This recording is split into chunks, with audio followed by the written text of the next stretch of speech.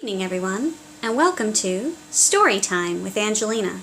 Tonight's story, The Trouble with Dragons, by Debi Gliori.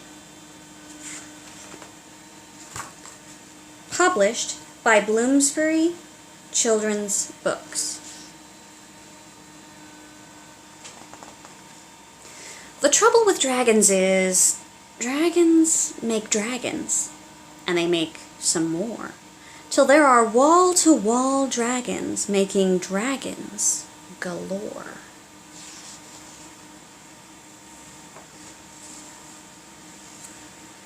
Then dragons start spreading all over the place.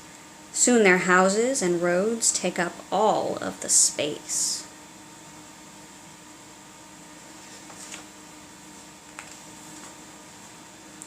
Dragons eat all the food and drink all the drink, and use everything up without stopping to think.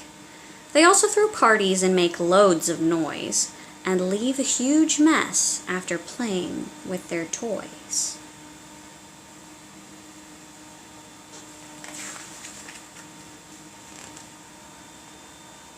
Dragons chop down the forests, which melt both the poles, and puncture the atmosphere, full of big holes.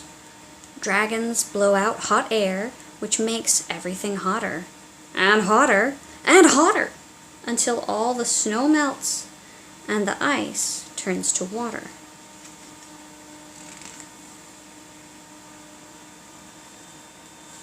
Then the seas start to rise and the deserts expand until everything's covered in water or sand. Say goodbye to the world into which you were born. Soon everyone else will have packed up and gone.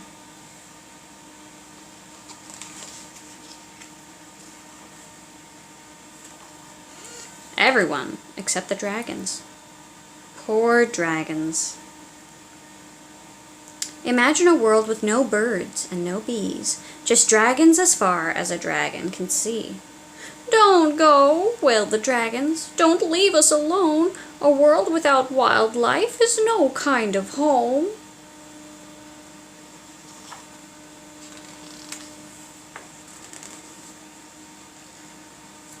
"If you stay, we all promise to do what it takes to look after the planet for all of our sakes."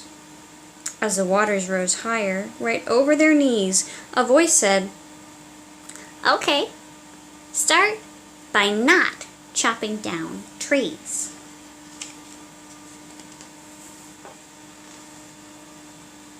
Then all of the animals chimed in with advice, from the greatest of elephants to the smallest of mice.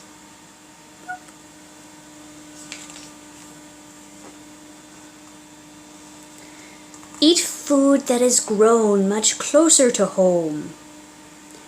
And leave the wild places and ice caps alone."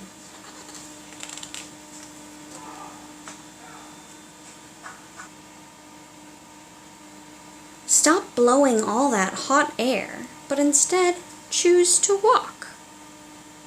And put less of our world on the end of your fork."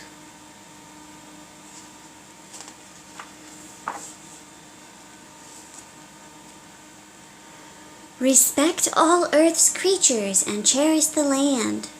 Recycle, reuse, and reduce your demands."